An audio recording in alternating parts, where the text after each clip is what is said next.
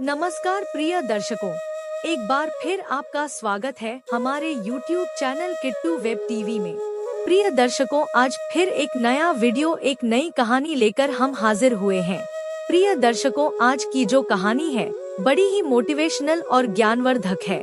प्रिय दर्शकों, तोता ने मैना को बताया कि एक सच्चे भक्ति की गवाही देने के लिए स्वयं पहुँचे बाके बिहारी जी, और उस घटना को देखकर कोर्ट में मौजूद सभी पुलिस वाले हैरान रह गए। क्यों श्री बिहारी जी को कोर्ट में गवाही देने के लिए जाना पड़ा? किसके लिए श्री बाके बिहारी जी ने गवाही दी? दर्शकों, अगर आप हमारे चैनल पर पहली बार आए हैं तो चैनल को सब्सक्राइब करें, बेल आइकन को ऑन करें ताकि हर आने वाले वीडियो का नोटिफिकेशन सबसे पहले आपको मिले। अच्छे कमेंट और वीडियो को लाइक करें। दर्शकों, तो चलिए शुरू करते हैं यह प्यारी सी कहानी, यह प्यारा सा वीडियो। एक समय की बात है, तोता और मैना एक पेड़ की डाल पर बैठे हुए थे। तभी मैना तोता से पूछती है, हे पिया जी, क्या बेगुनाह सच्चे भक्त को सजा हो सकती है? क्या उसकी गवाही देने खुद भगवान आते हैं? हे प्रिय, तोता कहता है, जो इंसान सच्चे मन से भक्ति करता है तो स्वयं भगवान उसकी गवाही देने जरूर आते हैं। हे प्रिय, एक कहानी सुनाता हूँ। इस कहानी को ध्यान से सुनना कि सच्चे भक्त की भक्ति में कितनी शक्ति होती है। तब मैना कहती है, पिया जी, मैं इस कहानी को ध्यान पूर्वक सुनूंगी। तोता मैना को कहानी सुनाता है। मैना इस कहानी को ध्यान पूर्वक सुनने लगती है। तोता कहता है, कुछ संत वृंदावन की गलियों से गुजर रहे थे। तब एक व्यक्ति ने एक महात्मा से पूछा, बाबा, मेरी समझ में यह नहीं आ रहा कि सभी लोग सन्यासी महात्मा को जज साहब कहकर क्यों पुकारते हैं। तब उस महात्मा ने बताया, बेटा, सभी लोग इन्हें जज साहब इसलिए कहते हैं। दरअसल वह सन्यासी बनने से पहले एक जिले के जज हुआ करते थे। असल में वह संत एक लोक अदालत में जज थे और कोर्ट में बैठकर लोगों का न्याय किया करते थे। बेटा, आज से 20 साल पहले की बात है कि जिस लोक अदालत के जिस जिला के यह जज हुआ करते थे, उसी जिला के एक छोटे से गांव में एक रघुनाथ नाम का एक भोला भाला व्यक्ति रहा करता था। वह श्री बाके बिहारी जी का बहुत ही सच्चा भक्त था। उसकी श्री बाके के बिहारी जी में बहुत ही आस्था थी। कभी कोई घटना हो जाती और कोई उससे पूछता कि भोले भैया, यह काम कैसे हुआ, तो वो कह देता, भैया मुझे नहीं मालूम, जो जाने बिहारी जी ही जाने। यदि कभी किसी उलझन में पड़ जाता और वह उनसे कहता, भोले भैया अब क्या करना चाहिए, तो वो रघुनाथ जी कहते, भैया मुझे नहीं मालूम, यह बात तो बिहारी जी ही जाने। कहने का तात्पर्य यह था कि जहाँ कैसा भी और कोई भी प्रसन्न वाचक चिन्ह लग जाता तो रघुनाथ जी का बस एक ही जवाब होता, भैया मुझे नहीं पता, बिहारी जी ही जाने।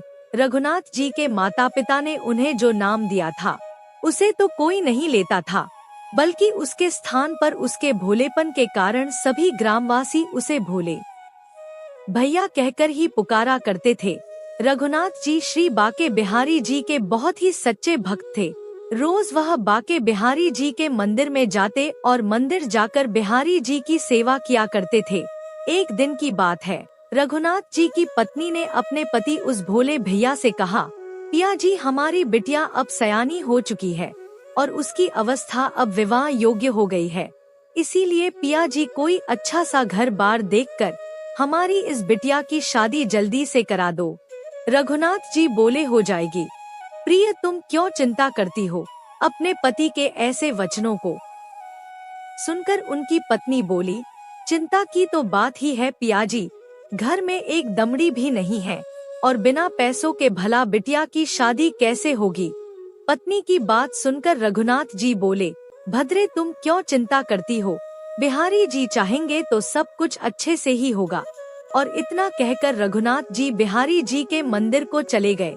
दर्शकों, बिटिया के लिए लड़का देखा गया। शादी का दिन निश्चित हुआ।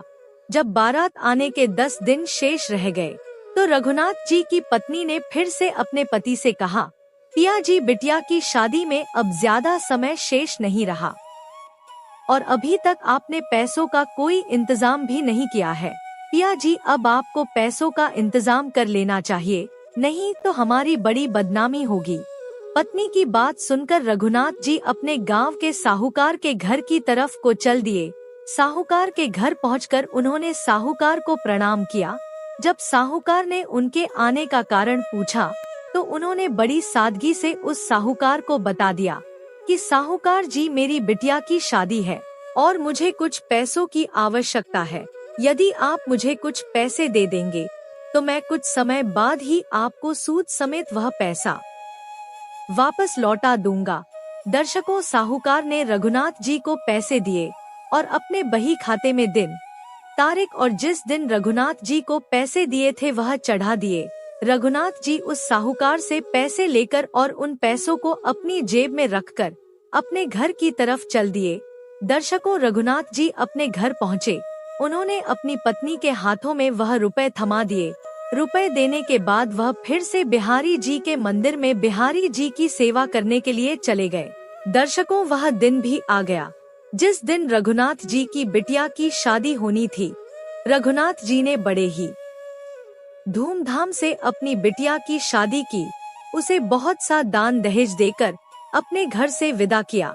जब बिटिया की शादी हो गई और बिटिया अपनी ससुराल चली गई तो रघुनाथ जी ने अपने दोनों बेटों को बुलाया और अपने दोनों बेटों से कहा, बेटा, बिहारी जी की कृपा से तुम्हारी बहन की शादी बड़े ही धूमधाम से संपन्न हो गई है। अब तुम भी बड़े हो गए हो, इसलिए बेटा तुम दोनों को अपनी जिम्मेदारी समझते हुए अब तुम्हें कोई काम धंधा देख लेना चाहिए। दर्शकों, रघुनाथ जी के दोनों पुत्र बड़े ही आज्ञाकारी थे।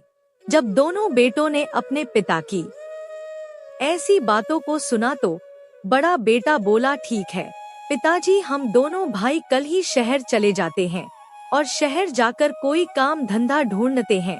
बेटों की बात सुनकर रघुनाथ जी बहुत ही खुश हुए और अपने बेटों को आशीर्वाद देते हुए वह बिहारी जी के मंदिर को चले गए और बिहारी जी की सेवा में लग गए।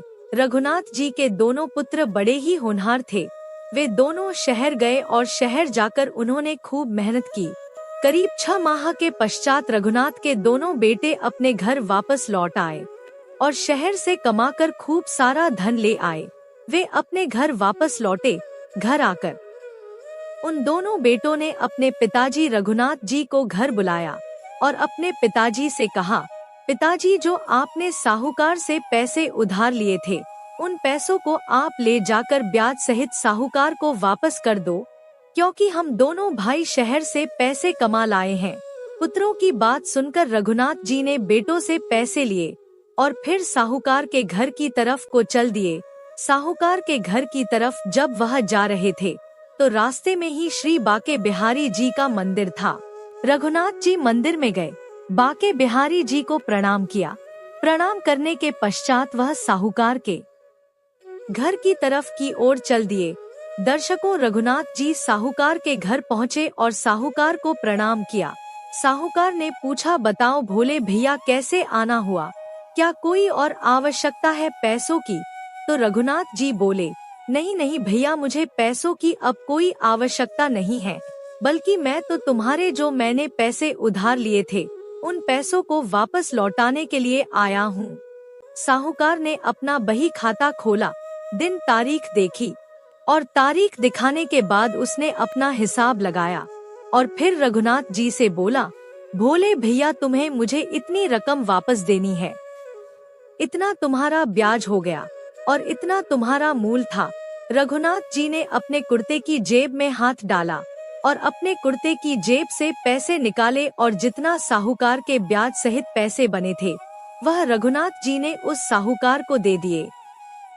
साहूकार ने अपनी बही खाते से हिसाब काटा और हिसाब काटने के पश्चात उसने एक पर्ची बनाई।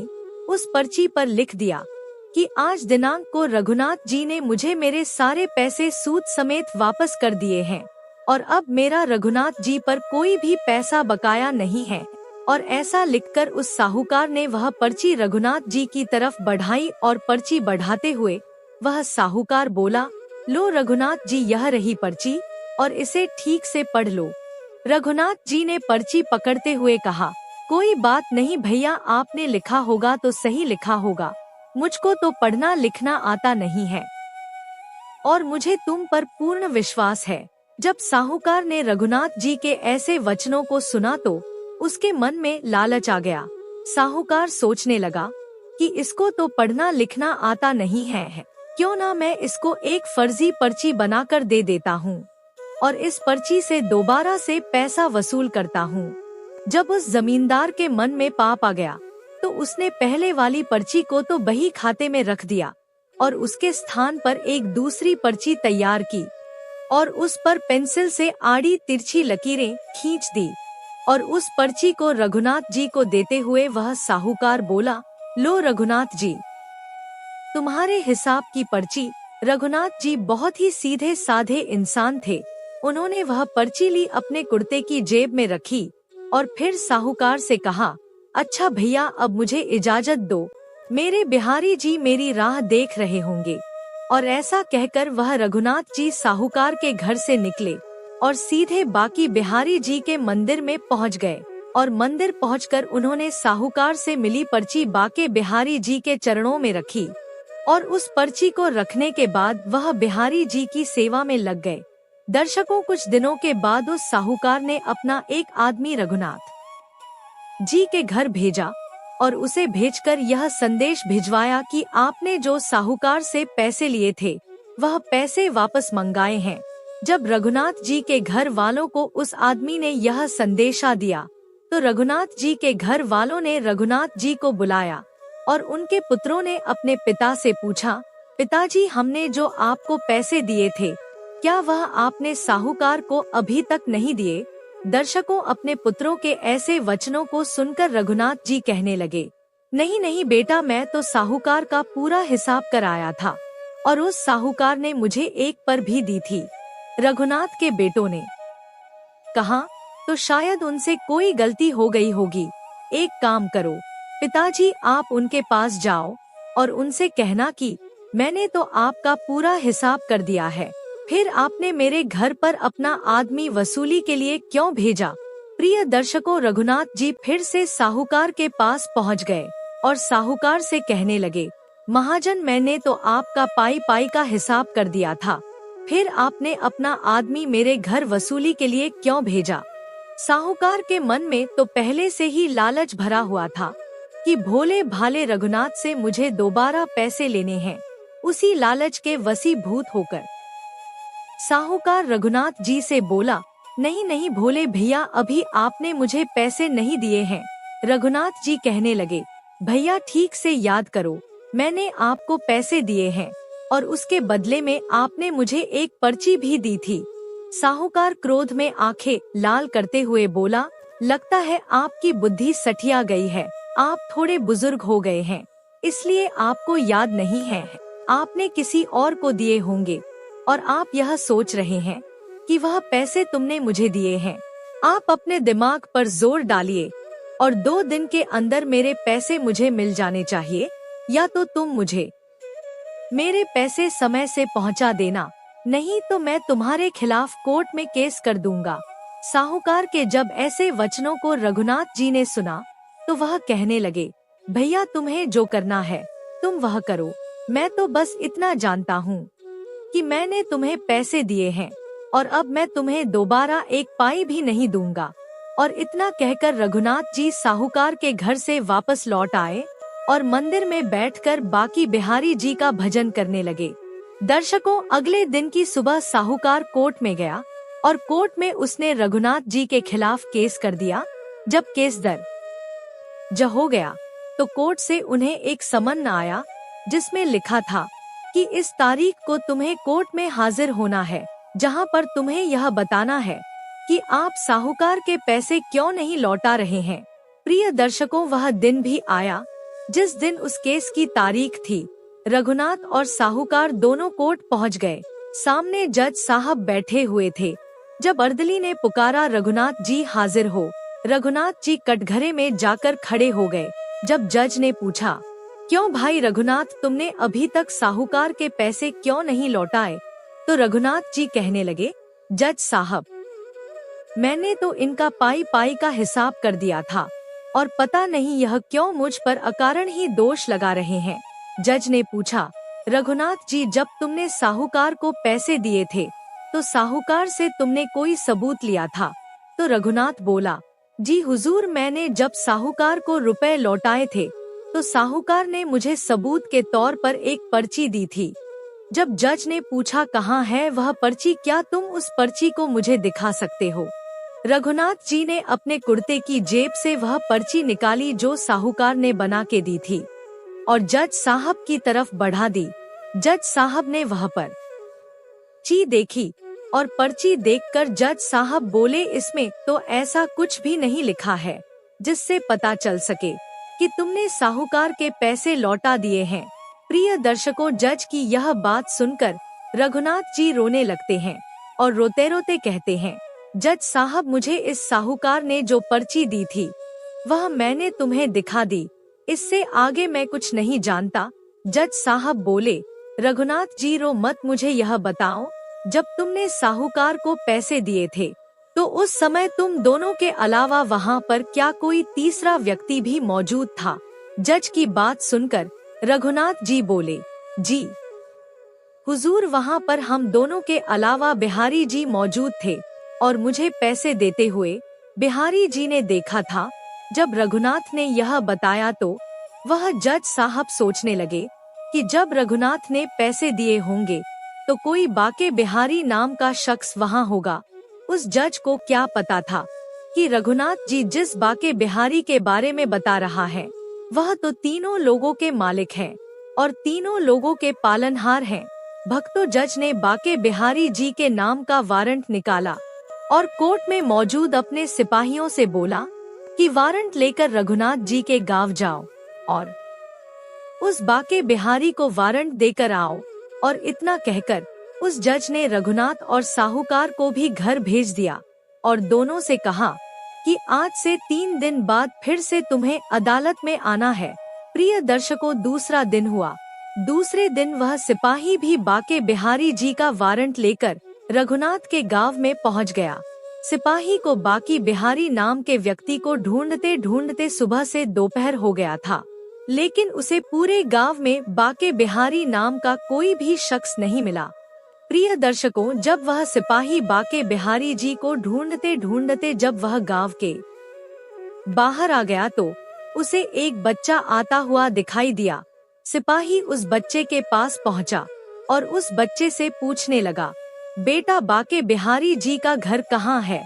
तो उस बच्चे ने मंदिर की तरफ इशारा करते हुए कहा, ताऊ जी, वह मंदिर देख रहे हो ना, वहीं रहते हैं। बिहारी जी बच्चे की बात सुनकर वह सिपाही सोचने लगा, शायद कोई मंदिर का पुजारी होगा जिसका नाम बाके बिहारी है।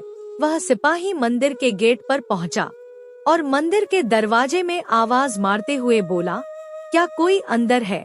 मंदिर का पुजारी निकलकर मंदिर से बाहर आया और हाथ जोड़ते हुए बोला, क्या बात है साहब, आप यहाँ किसे ढूंढ रहे हैं? पुजारी की बात सुनकर सिपाही बोला, क्या बाके बिहारी जी यही रहते हैं? पुजारी बोला, जी हुजूर, बाके बिहारी यही रहते हैं। उस सिपाही ने पुलिस वाले की तरह ही सवाल किया और उस पुजारी से पूछा, आप कौन? तब पुजारी बोला, साहब, मैं बाके बिहारी जी का सेवक हूँ। इतना सुनते ही सिपाही ने अपने थैले में हाथ डालकर बाके बिहारी जी का वारंट निकाला और पुजारी को देते हुए बोला, लो, यह तुम्हारे मालिक बाके बिहारी का कोर्ट का वारंट है और आप इस पचे पर अपने साइन कर दीजिए। पुजारी ने भी कुछ नहीं सोचा और उसने भी साइन कर दिए। साइन करने के बाद पुजारी उस सिपाही से पूछने ही वाला था, लेकिन सिपाही इतनी जल्दी में था कि पुजारी के साइन करते ही पुजारी से वह पर्चा लिया और उसे अपनी जेब में रखकर साइकिल पर सवार हुआ और तुरंत ही वहां से चला गया। पुजारी जी सोचने लगा, बाके बिहारी जी के नाम का वारंट, आखिर यह वारंट कोर्ट ने क्यों भेजा है? जब उस पुजारी ने वारंट खोला तो उसे पता चला यह वारंट तो भोले भैया के कारण ही कोर्ट ने बाके बिहारी जी को भेजा। पुजारी ने वह वारंट पढ़ने के बाद बांकी बिहारी जी की मूर्ति के चरणों में रख दिया और बिहारी जी की मूर्ति के सामने हाथ जोड़कर कहने लगा, प्रभु, आपके भक्तों ने आप पर विश्वास करके आपकी गवाही के लिए कोर्ट से वारंट जारी कराया है। प्रभु मेरी भी यह इच्छा है। तुम्हारा जो भक्त है रघुनाथ, वह बहुत ही भोला भाला है। प्रभु उसे यह भी ज्ञात नहीं है कि भला पत्थर की मूर्तियां भी कभी किसी की गवाही देती हैं। प्रभु मेरी इच्छा है कि आप अपने उस भक्त का विश्वास मत टूटने देना और ऐसा कोई चमत्कार जरूर कर देना जिससे उस व्यक्ति उसकी लाज रह जाए और उसका आपकी प्रति जो विश्वास है वह ना टूट पाए। भक्तों, इतना कहकर वह पुजारी उस वारंट को बिहारी जी के चरणों में समर्पित करके वहां से चला जाता है। प्रिय दर्शकों, दूसरा दिन हुआ। पुजारी ने बाके बिहारी जी की मूर्ति को स्नान कराया। स्नान करने के बाद बिहारी जी की मूर्ति के सामने कई सारे वस्त्र रख दिए और बिहारी जी की मूर्ति के आगे हाथ जोड़कर वह पुजारी कहने लगा, भगवान आपके सामने कई सारे वस्त्र रखे हुए हैं, आपको जो पसंद हो वह पहन लेना, लेकिन अपने उस भोले भाले भक्त की गवाही देने कोर्ट जरूर जाना। और ऐसा कहकर वह पुजारी मंदिर से बाहर चला गया। जब कोर्ट जाने का समय हुआ तो वह रघुनाथ सबसे पहले बिहारी जी के मंदिर गया, बिहारी जी को प्रणाम किया और बिहारी जी को प्रणाम करके कहने लगा, प्रभु आपको तो पता ही है कि मैंने साहूकार से जो पैसे लिए थे वह उसे लौटा दिए और उसकी पाई पाई का हिसाब कर दिया और वह अब मुझ पर झूठा आरोप लगा रहा है और अदालत में वह मुझे बेईमान सिद्ध कराना चाहता है। इसीलिए प्रभु आप कोर्ट में जरूर आना और उस जज को साफ साफ बता देना जो सत्य है। बिहारी जी की मूर्ति के सामने ऐसा कहकर और फिर बिहारी जी की मूर्ति को प्रणाम करके रघुनाथ जी कोर्ट के लिए चल देता है और कुछ समय पश्चात वह कोर्ट में पहुंच जाता है। दर्शकों, कोर्ट की कार्रवाई शुरू हुई। जज साहब अपनी कुर्सी पर बैठे और जज साहब ने रघुनाथ जी से कहा, रघुनाथ जी तुम्हारे गवाह बाके बिहारी कहाँ है?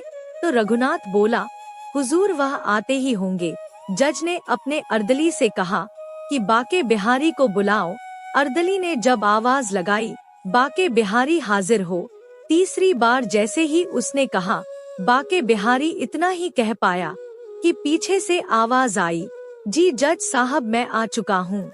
साहूकार ने जब ऐसी आवाज सुनी तो साहूकार सोच में पड़ गया कि जब रघुनाथ ने मुझे पैसे दिए थे तब तो वहाँ कोई नहीं था, फिर यह बुढ़ा कहाँ से आ गया। उस आवाज की तरफ अपनी दृष्टि से दौड़ाई तो उन्होंने देखा एक बुजुर्ग व्यक्ति कोर्ट की तरफ चला आ रहा है। उसके कपड़े फटे हुए हैं, सिर पर एक साफा बना हुआ है, गले में रुद्राक्ष की माला है और चेहरे पर एक अलग ही विलक्षण तेज है और मंद मंद मुस्कुराते हुए कोर्ट की तरफ चला आ रहा है। उस जज ने अपने जीवन काल में बहुत से लोगों को देखा था। वह जज एक से एक अच्छे व्यक्ति से मिला था, लेकिन जो तेज उस बुजुर्ग व्यक्ति के चेहरे में दिख रहा था, ऐसा विलक्षण तेज वाला व्यक्ति उसने आज तक नहीं देखा था। जब वह बुजुर्ग कटघरे में आकर खड़ा हो गया, जज ने जब पूछा, क्या तुम्हारा नाम ही बाके बिहारी है? तो वह बुजुर्ग बोला, जी जज साहब, मेरा नाम ही बांकी बिहारी है। जज साहब ने उस बुजुर्ग से दूसरा सवाल किया, जब रघुनाथ ने साहूकार को पैसे लौटाए थे, क्या तुम उस समय वहाँ मौजूद थे? तो वो बुजुर्ग व्यक्ति बोला, जी हुजूर मैं वहाँ मौजूद था और रघुनाथ ने सूद समेत सारे पैसे मेरे सामने ही दिए थे। जब वह बुजुर्ग की बातों को साहूकार ने सुना तो साहूकार कहने लगा, जज साहब यह बूढ़ा व्यक्ति झूठ बोल रहा है। जब साहब ने कहा, ऑर्डर ऑर्डर साहूकार जी, जब आपको बोलने का मौका दिया जाए तभी आप बोलें, बीच में बोलकर अदालत की कार्रवाई में व्यवधान न उत्पन्न करें। जज की बात सुनकर साहूकार शांत होकर खड़ा हो गया। फिर जज ने बिहारी जी की तरफ देखते हुए बिहारी जी से पूछा, बिहारी जी आपने बताया कि जब रघुनाथ ने पैसे दिए तब आप वहां मौजूद थे और आपके सामने ही रघुनाथ ने साहूकार के पैसे लौटाए, क्या इस बात का तुम्हारे पास कोई सबूत है? तब बिहारी जी ने कहा, जी बिल्कुल मेरे पास इस बात का सबूत है। जज ने पूछा, क्या सबूत है? तो बिहारी जी बोले, जज साहब साहूकार जहाँ बैठता है उसके बाएं तरफ एक अलमारी है, उस अलमारी के भीतर 3 दराज हैं। उस अलमारी के बीच वाली दराज में एक लाल रंग की बही खाता है। उस बही खाते के 44 नंबर पेज पर एक पर्ची है, जिस पर लिखा है कि उक्त दिनांक को रघुनाथ ने मेरे सारे पैसे सूद समेत मुझे लौटा दिए हैं और अब मेरा रघुनाथ पर कोई भी पैसा बकाया नहीं है। जज ने उस साहूकार से पूछा, क्या तुम्हारे घर पर कोई ऐसी अलमारी है? तो साहूकार बोला, जी जज साहब, मेरे घर में यह अलमारी है। जज ने साहूकार से उस अलमारी की चाबी मांगी और उस चाबी को एक पुलिस वाले को देते हुए कहा कि तुम अभी साहूकार के घर जाओ और यह देख कर आओ कि यह जो बाके बिहारी जी कह रहा है, क्या यह सत्य है। इसके कहे अनुसार यदि उस अलमारी में कोई बही खाता हो तो तुरंत उस बही खाते को अदालत में लेकर आना। दर्शकों, जज का आदेश पाते ही वह पुलिस वाला उस साहूकार के घर चला जाता है और उस बही खाते को ले आता है और लाकर जज साहब को दे देता है। जब जज साहब ने बही खाता खोला तो उसमें से वह पर्ची निकल आती है जो उसने रघुनाथ जी के पैसे देते समय बनाई थी।